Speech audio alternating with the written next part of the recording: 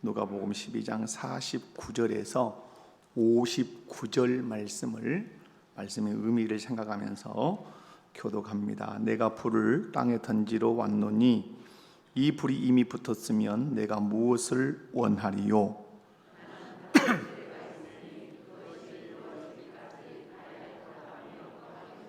내가 세상에 화평을 주려고 온 줄로 아느냐? 내가 너희에게 이르노니 아니라 도리어 분쟁하게 하려 함이로다.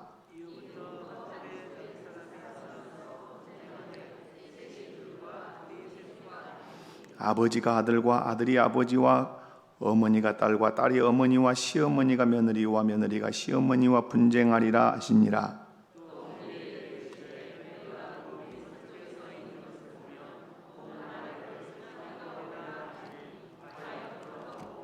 남풍이 부는 것을 보면 말하기를 심히 더우리라 하나니 과연 그러하니라.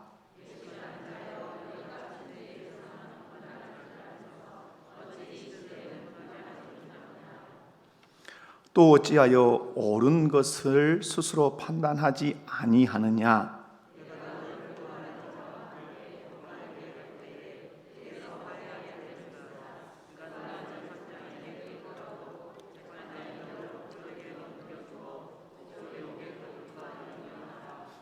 내게 이르노니 한 푼이라도 남김없이 갚지 아니하고서는 결코 거기서 나오지 못하리라 하시니라. 아멘. 할렐루야. 오늘 또 주일 밤 예배 가운데 나오신 여러분에게 하나님께서 말씀을 통해서, 무엇을 통해서? 말씀을 통해서 은혜 주시기를 원합니다. 우리가 신앙생활 하면서 붙들어야 할 신앙의 주제들이 참 많습니다. 그런데 우리가 참 붙들기 싫어하는 주제들이 있어요. 그럼에도 불구하고 꼭 붙들어야 합니다. 그 주제가 뭐냐면 회개하라, 회개하셔야 합니다. 회개합시다. 이 주제를 현대 교인들이 많이 싫어하고 등한시합니다. 왜? 마음의 부담을 주기 때문에 그런다 그러지요. 또 하나는 심판입니다. 심판만 하십니다. 심판받습니다.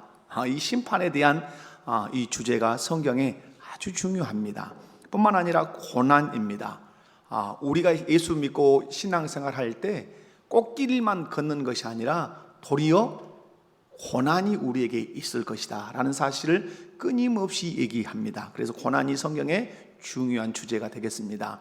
뿐만 아니라 신앙생활은 내 마음대로 내 뜻대로 하는 것이 아니라 철저하게 자기를 부인하는 자기 부정이라고 하는 이 주제가 성경 안에 들어있습니다.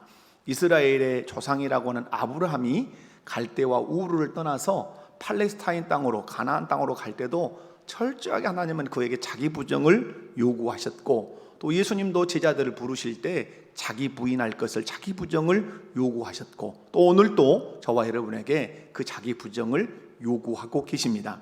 이런 신앙의 주제들, 회개, 심판, 그 다음에 고난, 그 다음에 자기 부정, 자기 부인, 이런 것들이 우리가 싫지만 좀 거북스러울 것 같지만 꼭 붙들어야 할 주제라고 하는 사실을 기억하시기 바랍니다. 오늘 본문에도 이런 주제들이 등장을 하기 때문에 제가 서론에서 이 얘기를 드리는 겁니다. 오늘 먼저 볼 것은 예수님 말씀합니다. 예수님으로 인해서 오늘 뭐가 있을 것이다? 분쟁이 있을 것이다, 이렇게 말씀합니다. 오늘 본문 말씀 보면 예수님께서 49절 말씀에 내가 이 땅에 뭘 던지러 왔다 그러죠? 불을 던지러 왔다 그럽니다. 뭘 던지러 왔다고요? 불을 던지러 왔다. 그런데 이 불이 이미 붙었으면 내가 무엇을 원하리요? 이 말은 무슨 말이냐면 불이 붙었다, 붙지 않았다, 아직 붙지 않았다, 이런 얘기예요. 성경에서 불 그러면 여러 가지 의미가 있지만 오늘 본문에서 이 불은 심판의 의미가 있고 정화의 의미가 있어요. 심판의 의미. 그래서 예수님께서 뭐 하러 오셨다는 거예요? 불을 던지러 왔다. 그러므로 불을 던짐으로 심판할 뿐만 아니라 죄악을 태워서 깨끗하게 하시러 오셨다, 이런 의미도 있어요. 그런데 아직 그 불이 붙지 않았다. 이 불이 붙으려면 이 불을 던지시려면 어떤 과정을 거치셔야 된다고 말씀하냐면 50절 말씀에 나는 받을 무엇이 있다? 세례가 있다. 그러면 여러분 좀 웃기지 않아요? 예수님은 이미 요단강에서 세례 요한으로 하여금 뭘 받으셨어요?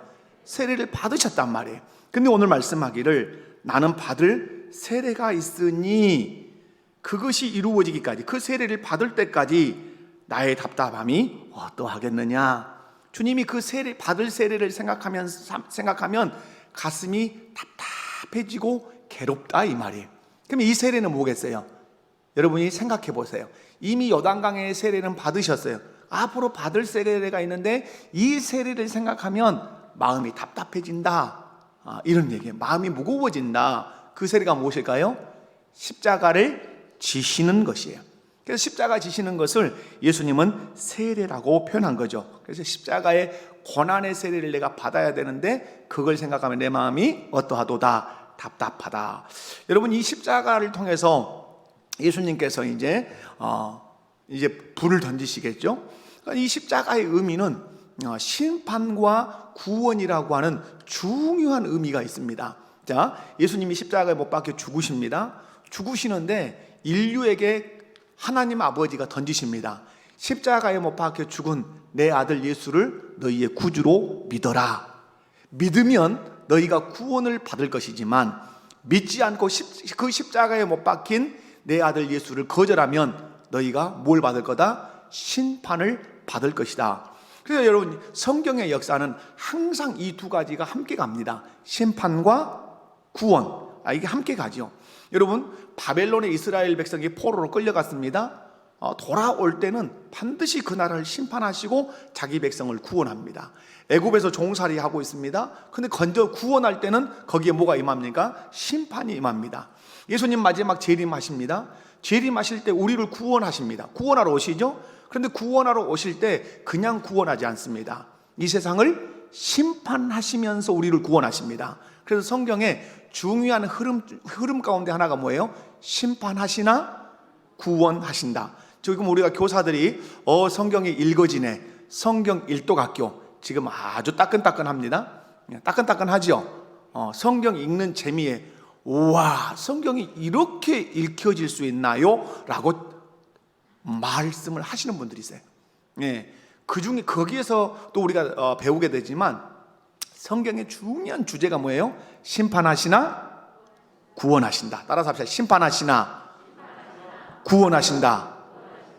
할렐루야, 아멘. 여러분, 분명한 사실은 십자가를 받아들이면 그들에게 구원의 복이 임하지만 십자가를 거절하면 그들에게 뭐가 된다? 그것이 그 십자가가 심판의 표적이 될 것을 말씀을 하십니다. 뿐만 아니라 오늘 말씀에서 예수님 때문에 분쟁도 일어날 수 있음을 말씀합니다. 51절을 보면 내가 세상에 화평을 주려고 온 줄로 아느냐? 내가 너희에게 이르노니 아니라 도리어 분쟁하게 하려 함이라. 좀 이 말씀도 좀 의심이 들죠. 아니, 예수님께서 우리에게 샬롬의 그 은혜를 주러 오셨다고 나는 믿고 있는데 느닷없는 말씀을 하시는 거죠. 뭐죠? 나는 분쟁하게 하려 함이라. 무슨 말씀이에요? 이 말씀의 의도를 잘 살펴야 되겠죠. 예수님은 의도적으로 분쟁을 일으키려 오신 분 아니에요. 분명한 사실은 예수님은 평화를 주시러 오신 분입니다. 아멘. 그런데 어느 때 분쟁이 일어나느냐? 예수님이 십자가에 못 박혀 죽으시고 부활하심으로 우리의 속죄와 우리가 의롭다함을 얻을 길을 딱 제시해 놓으면 예수님을 기준으로 해서 분쟁이 일어날 거란 말이에요. 어떤 분쟁? 예수님을 믿는 자와 믿지 않는 자가 분쟁하게 될 거란 말이에요. 여러분, 심지어는 누구와의 관계에서도 분쟁이 일어날 거라 말씀하죠. 가족 간에도 분쟁이 일어날 거라 말하죠. 아버지와 아들도, 딸과 어머니가, 시어머니와 며느리가, 가족 간에도 다툼이 일어날 거다, 싸움이 일어날 거다. 무엇 때문에? 신앙 때문에. 예수님을 믿을 거냐 말 거냐, 이 신앙 때문에 분쟁이 일어날 거라고 예수님이 말씀해요. 여러분, 분명한 사실은 이 분쟁을 통해서 우리에게 던지시는 메시지 뭐죠? 가족 간의 평화를 선택하고 예수님과의 불화를 선택하면, 가족 간의 평화를 선택하고 예수님과의 불화를 선택하면 이 사람은 어떻게 될까요? 이 사람은 구원을 받을 수 없습니다. 그런데 가족 간의 불화를 선택할지언정 예수님과의 평화를 선택하면 이 사람은 어떻게 되는 거죠? 이 사람은 구원을 받을 수 있습니다. 그런데 예수님이 이 분쟁을 일으키러 오시지는 않았지만 이 세상은 딱 둘로 나뉘어질 거라는 거죠. 예수 믿는 자와 예수 믿지 않는 자로 나뉘어질 거란 말이에요. 그것이 어디에서까지도, 가족 안에서까지도 그렇게 나뉠 거란 말이에요. 그래서 그것 가지고 분쟁이 있을 거야. 여기서 우리가 아주 중요한 것은 두 가지를 생각할 수 있어요. 하나는 내가 예수를 믿었다고 하는 내가 예수를 믿을 수 있는 은혜를 주셨다는 것에 감사하셔야 돼요. 아멘이십니까? 또 하나는 뭐예요? 우리 가족 안에 나는 예수를 믿는데 내 남편이나 내 아들이나 내 어머니나 내 형제가 예수를 믿지 않는다면 뭐예요? 반드시 그를 어떠해야 할, 전도해야 할 책임이 또한 우리에게 있다는 사실도 우리가 살짝 여기서 더듬고 가는 것이 중요할 것 같습니다. 그래서 예수님께서 여기서 말씀하는 것은 분쟁이 일어난다 할지라도, 심지어 어디에서 가족 간의 분쟁이 일어난다 할지라도 너희가 붙들어야 할 것은 누구다? 예수 그리스도다. 그래서 예수님께서 제자들을 콜링하실 때, 부르실 때 제자들에게 요청하신 것이 있죠. 그게 뭐죠? 누구든지 나를 따라오려거든, 따라서 어디까지 가려거든, 천국까지 나를 따라서 가려거든 나보다 다른 것을 더 사랑하면 안 된다, 이 말씀이에요. 이 말씀이 그것과 관련이 있다는 사실을 기억하시면 돼요. 예수님을 가장 사랑해야 돼요. 아멘이십니까? 심지어 누구보다, 내 가족보다 더 사랑해야 한다, 이 말이에요. 그래서 예수님 오늘 말씀합니다. 십자가를 기준으로 해서 구원받을 자와 심판받을 자, 십자가를 기준으로, 예수님을 믿는 믿음을 기준으로 해서 가족 간에도 분쟁하는 일이 일어날 것이다. 이것을 각오하면서 누구를 따라야 될 것이다? 예수님을 따라야 된다고 말씀을 하십니다. 두 번째는 시대를 분간할 것을 말씀합니다. 그래서 제가 설교 제목을 분쟁, 분간, 화해, 이렇게 제가 기록을 했어요. 그래서 54절에서 56절을 한번 읽어봅니다. 무엇을 분간하고 말씀하니? 시작. 또 무리에게 이르시되 너희가 구름이 서쪽에서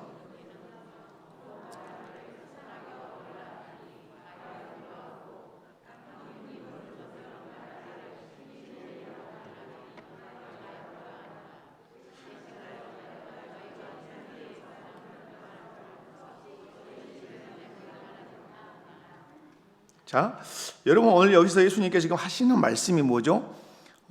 천기를 구분하면서도 뭘 구분하지 못하구나, 시대를 구분하지 못하는 것의 어리석음을 지금 얘기를 하고 있어요. 구름이 서쪽에서 오는 것을 보면 뭐가 올 것이다.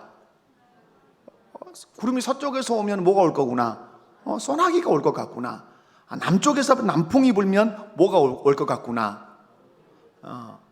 더운 바람, 덥겠구나. 자, 제가 여러분 지도를 좀 보실 필요가 있어요. 지도. 그래서 지금 우리가 성경 읽어진의 교사들 얘기 들어보니까 지도를 보면서 하니까 너무 좋다, 이런 얘기도 하는데, 자, 방송실에 한번 지도를 이 화면을 넘겨주시면 제가 지도를 여러분에게 보여드리겠습니다. 이게 이스라엘 지도입니다. 자, 여러분 제가 여기다 지중해라고 썼어요. 자, 여러분 보시면 여기가 이제 지중해예요. 자, 지중해인데 여기 이쪽에 지금 이제 빨갛게 칠하는데 여기가 갈릴리죠. 여기가 뭐예요? 뭘 지금 무슨 강이 내려와요? 요단강이 내려오고 있어요. 여기가 무슨 바다예요? 여기가 그래, 여기가 사해 바다예요. 사해 바다. 여기가 요단. 그래서 요단 무슨 편이죠? 요단 동편이 돼요. 여기가 요단 서편이 되겠죠. 요단 서편. 여러분 비가 올 때는 어디에서 바람이 분다 그랬어요? 바다 쪽에서, 배터리가 부족해서. 자, 여기서 바람이 불면 습한 바람이 불어요. 제가 이제 섬에서 목회했잖아요. 바다 쪽에서 바람이 불어오면 끈적거리고 불쾌지수는 말할 수 없이 높고 그래요. 근데 이 서쪽에서 바람이 불어오면 이스라엘, 팔레스타인 사람들은 알아요. 뭐가 오겠구나. 왜? 여기서 불어오는 바람은 뭐가 높으니까? 습도가 높으니까 비가 오겠구나, 이렇게 한단 말이에요. 그런데 이 이집트, 여기 지금 애굽이거든요. 이쪽이 이제 애굽이에요. 우리 믿음의 조상들 아브라함이 이쪽으로 내려갔죠. 그다음에 야곱이 70명의 가족을 데리고 내려갔잖아요. 여기서 바람이 이렇게 불어오면 어떤 바람이 분다? 더운 바람이 불어요. 왜? 이쪽에는 사막지대란 말이야. 모래. 그래서 이쪽에서 바람이 불면 오늘은 엄청 덥겠다니 이런단 말이에요. 그래서 여러분, 그래서 사람들이 무엇을 구분한다는 거예요? 자, 화면 돌아가겠습니다.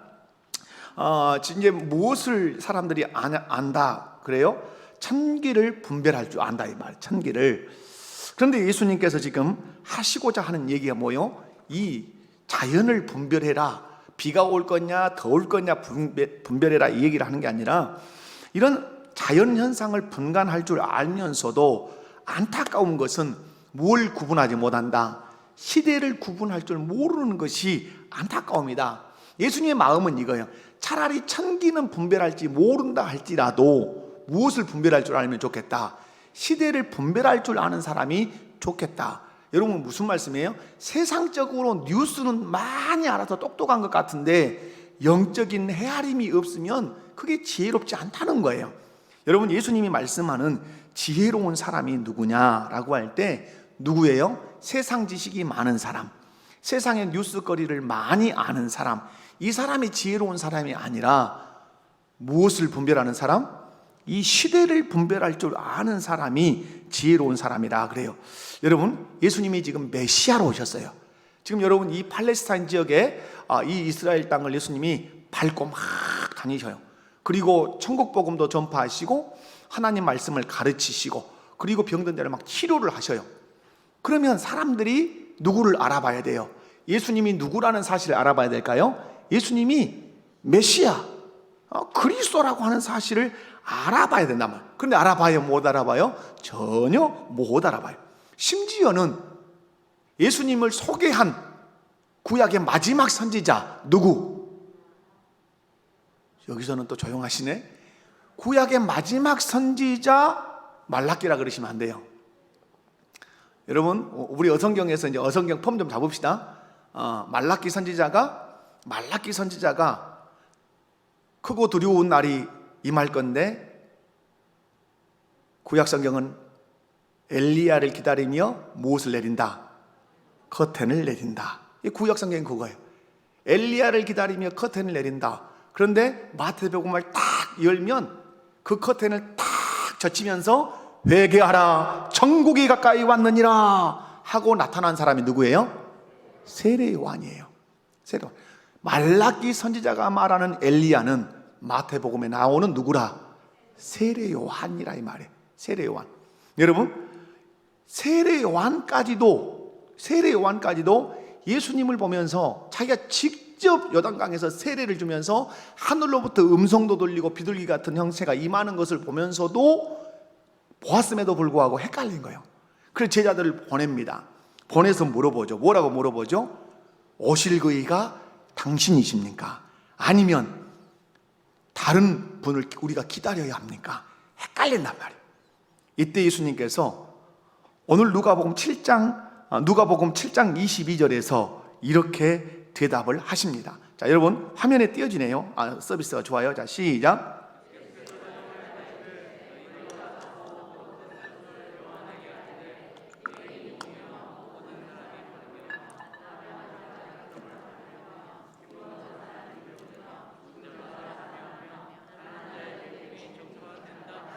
아멘.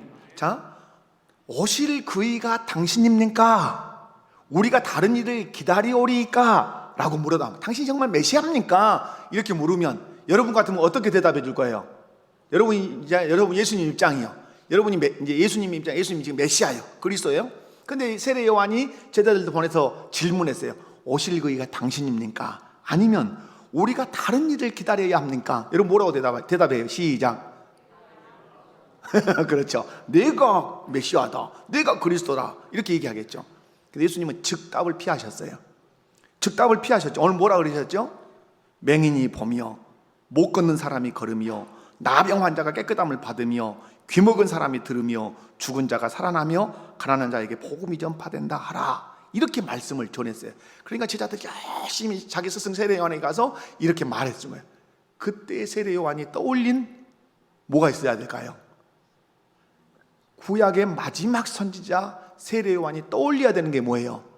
하나님의 말씀, 모세와 선지자의 글에 예언된 메시아에 관한 내용. 지금 예수님이 무엇을 상기시키려고 이 말을 던졌단 말이에요. 네가 선지자로서 구약 성경에 특별히 메시아에 관한 예언을 네가 알고 있지 않냐? 그것에 대해서 소스를 던진 거야.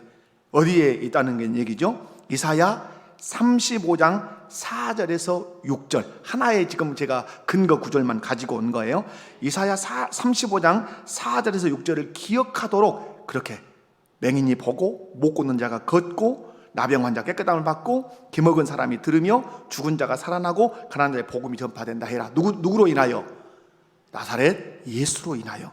그 말을 딱 세례 요한이 듣는 순간에 떠오르는 성경이 어디에 해야 된단 말이에요? 이사야의 말씀이 떠올라요. 이사야 35장 4절에서 6절 말씀을 읽습니다. 시작.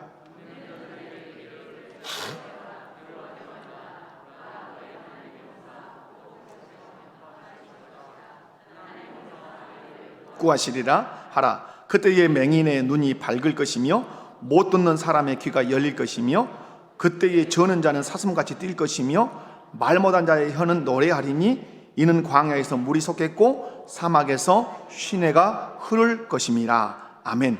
그때 메시아가 오실 그때 세례 요한은 확신한 거죠. 아, 이분이 누구시구나. 그리스도 메시아구나.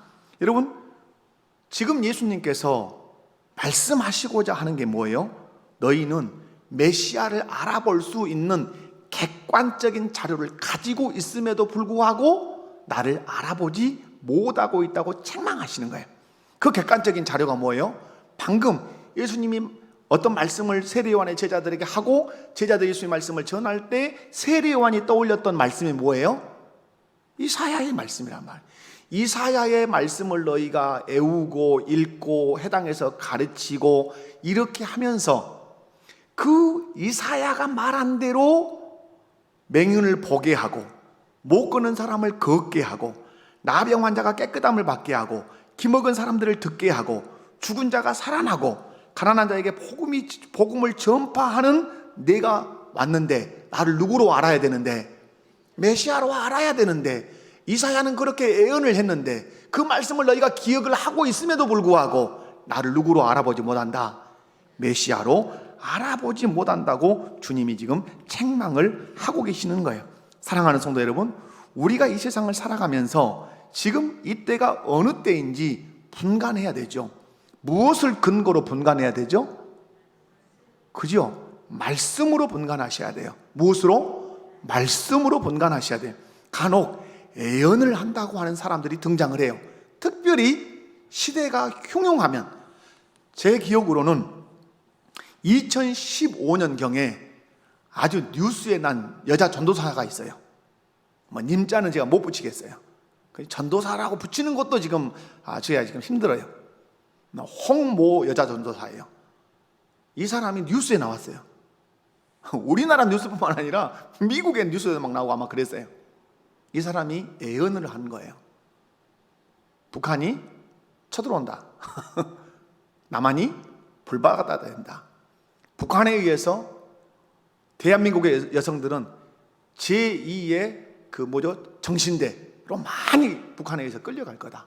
특별히 땅굴로, 그래가지고 막 땅굴 찾고 다니면서 난리였잖아요. 그래가지고 그 여자 그 전도사를 막 추종하고 그 예언을 듣고 우리나라 그랬단 말이에요.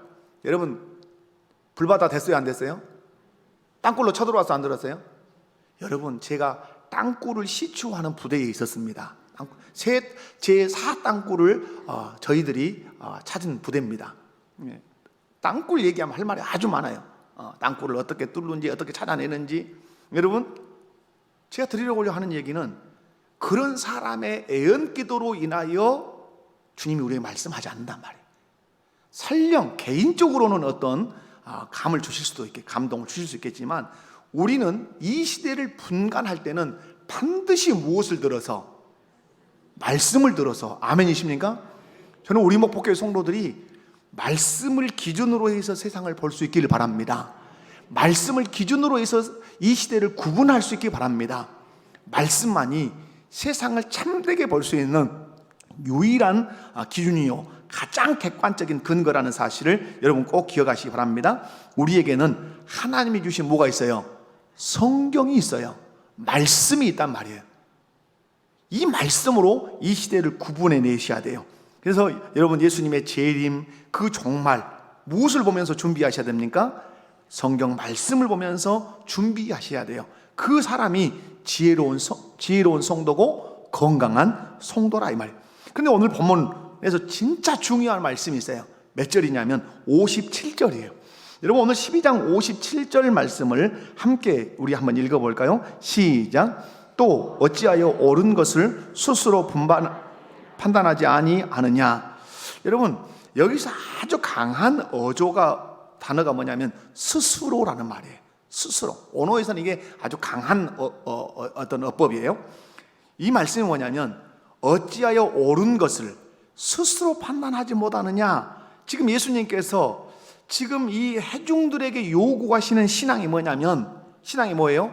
누구의 말을 듣고 시대를 분간하고 누구의 말을 듣고 예수님이 메시아인가를 분간할 것이 아니라 네 스스로가 지금 이 시대가 어떤 시대인지, 예수 그리스도가 누구인지 스스로 분간할 수 있어야 된다고 말씀해요.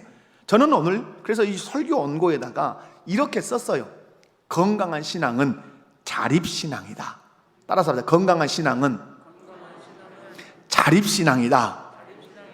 여러분, 누군가가 나를 자꾸 붙들어 주기를 기다리고 붙들어 주는 신앙을 하시면 안 돼요. 어느 때만 붙들어 줘야 돼요? 어릴 때만. 막 예수를 믿고 교회에 등록할 때는 붙들어 줘야 돼요.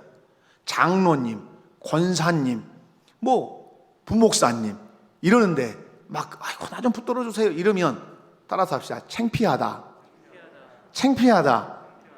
여러분, 장로님, 권사님, 부교육자들 이렇게 되면 이 위치는 어떤 사람들이에요? 붙들어 줘야 될 사람들이죠. 그래서 여러분, 오늘 예수님께서 어찌하여 옳은 것을 스스로 판단하지 않느냐, 이 말은 네가 그렇게 성숙해서 누구의 말이 아닌 네 스스로가 성경 말씀을 가지고 시대를 분간하고, 예수님 당시로 얘기하면 구약의 말씀들을 가지고 예수 그리스도가 메시아라고 하는 사실을 네가 알아차려야 되지 않겠냐, 이 말이에요. 사랑하는 성도 여러분, 우리 교회가 지향해야 할 신앙은 뭐예요?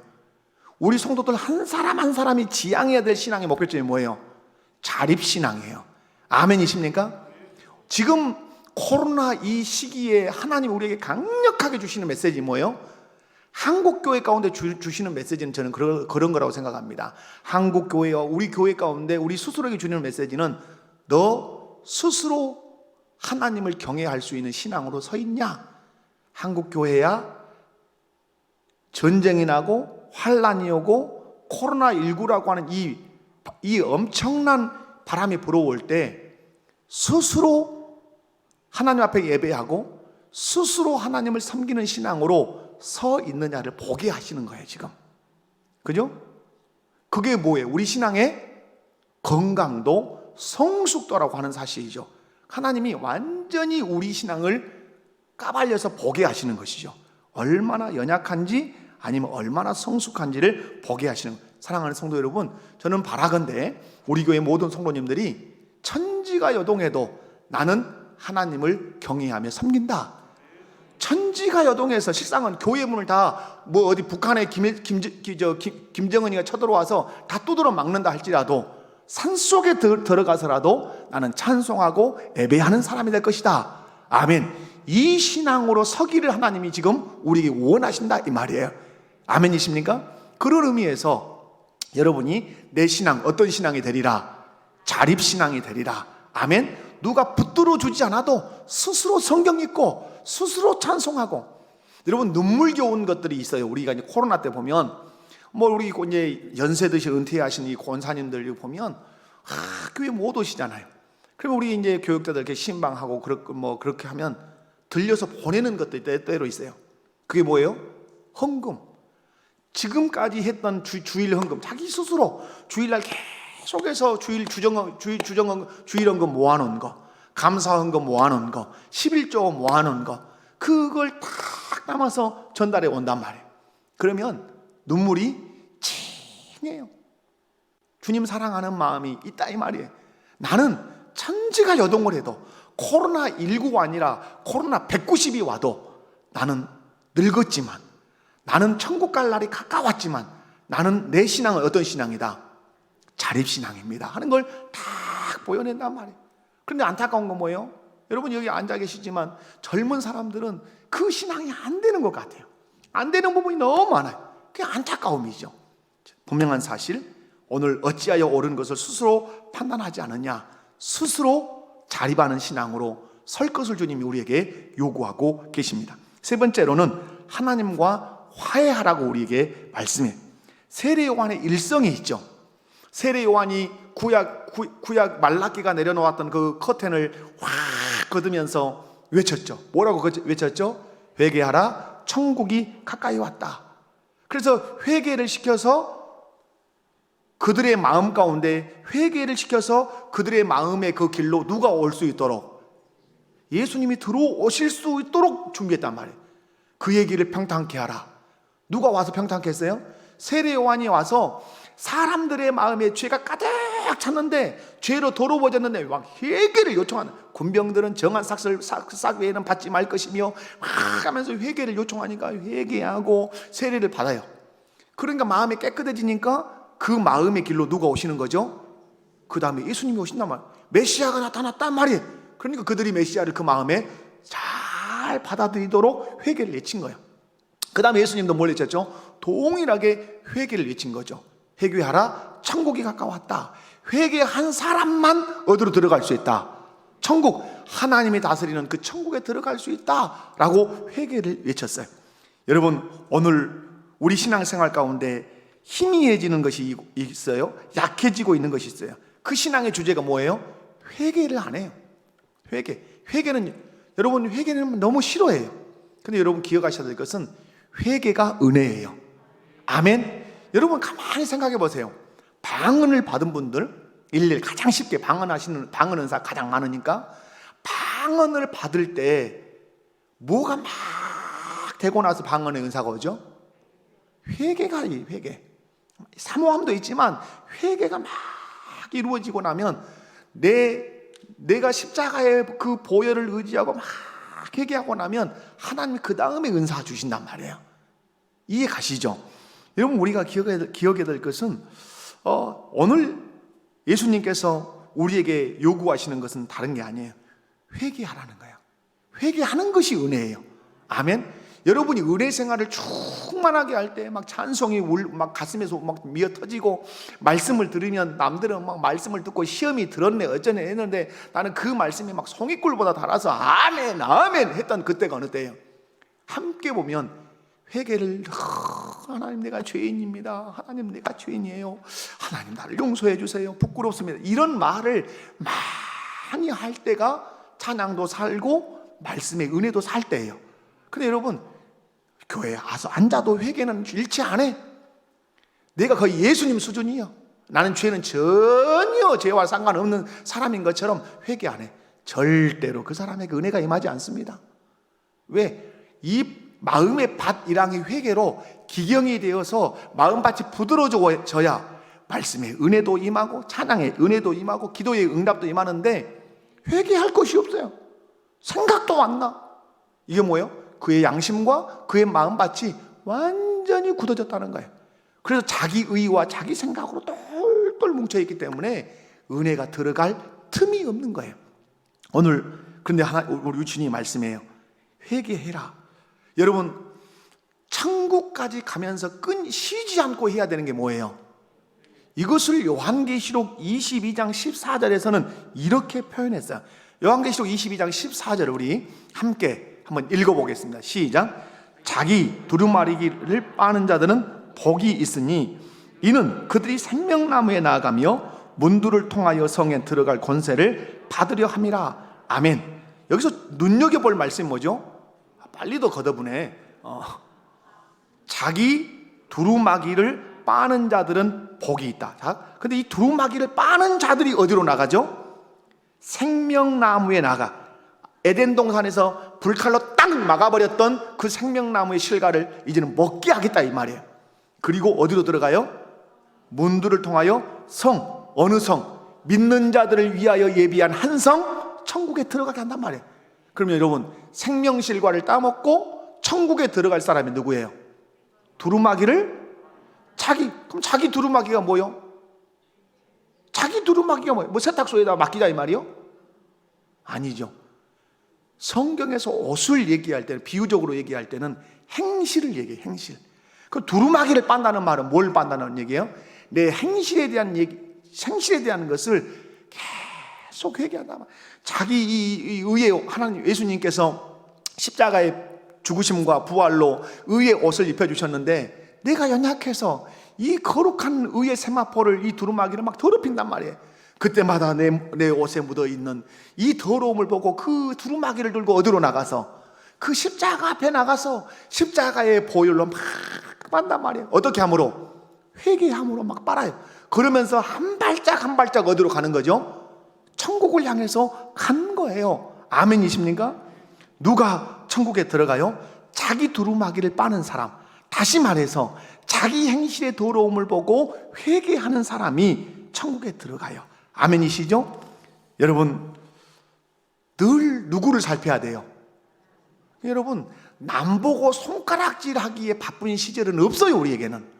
누구 보기도 바쁜데 나 보기도 바빠요. 내 오장육부, 내 심장, 내 삶을 샅샅이 뒤져보면서 오늘 뒤에 마지막 말씀에 한 푼이라도 갚지 못하면 못 나온다 이렇게 말씀하면 티끌만한 죄라도 내게 있을까 두려워하면서 자기를 살피는데도 부족하다 말 시간이, 그런데 누구를 지적하고 누구를 정죄하고 누구를 올리 누구를 그러니 하는 시간이 우리에게 있습니까? 그 시간이 없다 이 말이에요.